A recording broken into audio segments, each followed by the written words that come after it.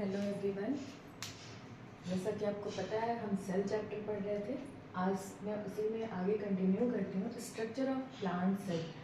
अगर हमने एक स्ट्रक्चर देखा प्लांट सेल को तो हम बहुत कुछ चीज़ें समझ जाएंगे कि कौन से ऐसे सेल ऑर्गेनल्स हैं जो सिर्फ और सिर्फ प्लांट सेल में पाए जाते हैं और कौन से हैं जो एनिमल सेल में पाए जाते हैं। मतलब कौन से ऐसे हैं जो सिर्फ और सिर्फ प्लांट सेल में ही हमें देखने को मिलते हैं।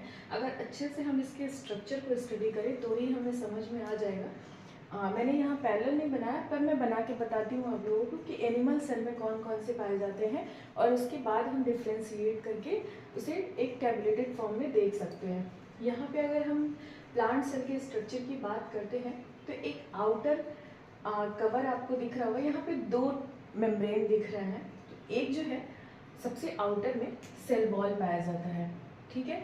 इस सेल वॉल के और प्लाज्मा मेम्ब्रेन, सेल वॉल और प्लाज्मा मेम्ब्रेन के बीच में लोमा सेल्स पाए जाते हैं। तो इस तरीके से सेल वॉल और लोमा सेल्स ये सिर्फ और सिर्फ हमें प्लांट सेल में ही देखने को मिलेंगे, ये एनिमल सेल में एब्सेंट होते हैं। फिर आता है एक, क्योंकि प्लांट सेल में वैक्यूल जो होता है वो एक बहुत बड़ा एरिया कंटेन करता है, तो वैक्यूल जो होते हैं प्लांट सेल में वो सेंट्रल होते हैं एंड लार्ज होते हैं, ठीक है।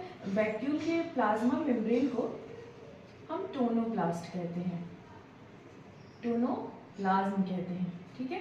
तो इस तरीके से इसके अंदर जो है वो सेल से भरा होता है और प्लांट सेल का जो साइटोप्लाज्म है ये जो होता है ये पेरिफेरल होता है और इसका न्यूक्लियस भी पेरिफेरल होता है। ये एक क्वेश्चन है, इंपॉर्टेंट क्वेश्चन है जो अक्सर पूछता है कि प्लांट सेल का न्यूक्लियस किस टाइप का है। तो ये पेरिफेरल न्यूक्लियस प्लांट सेल में प्रेजेंट होता है।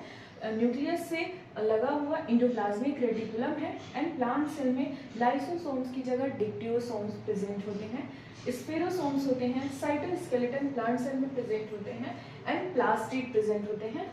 Number of mitochondria plant cell में ज़्यादा होते हैं और प्लास्टिड भी यहाँ पे प्रेजेंट होते हैं, एनिमल सेल में वो एब्सेंट होते हैं। फिर ग्लाइऑक्सीसोम्स प्रेजेंट होते हैं। आप देखोगे कि स्फीरोसोम्स और ग्लाइऑक्सीसोम्स दो ऐसे सेल ऑर्गेनल्स हैं, माइक्रोबॉडीज जिनको हम कहते हैं, जो कि सिर्फ और सिर्फ प्लांट सेल में ही प्रेजेंट होते हैं, ये एनिमल सेल में एब्सेंट होते हैं। तो ये स्ट्रक्चर है प्लांट सेल का। अब हम एनिमल सेल के स्ट्रक्चर को देखेंगे।